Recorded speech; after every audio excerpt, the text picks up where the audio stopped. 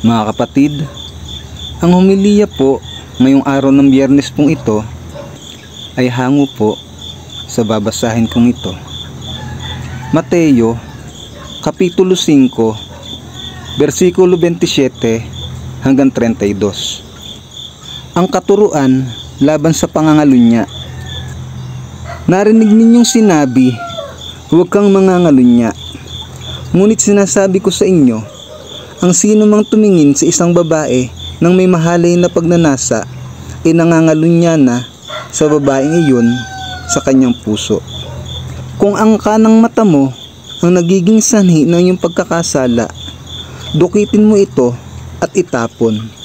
Mabuti pang mawalan ka ng isang bahagi ng iyong katawan kaysa ang buo mong katawan ang itapon sa impyerno.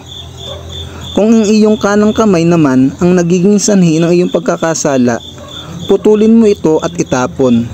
Mabuti pang mawalan ka ng isang bahagi ng iyong katawan kaysa ang buo mong katawan ang itapon sa impyerno. Paghihiwalay dahil sa pangangalunya.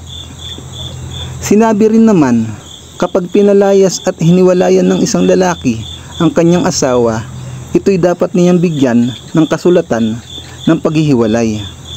Ngunit sinasabi ko sa inyo, kapag pinalayas at hiniwalayan ng isang lalaki ang kanyang asawa, maliban kung ito ay nangangalunya, itinutulak niya ang kanyang asawa sa kasalanang pangangalunya.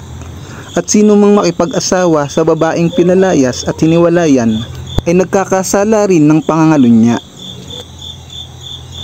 Ang mabuting balita ng Panginoon. Pinupuri ka namin, Panginoong Hesukristo.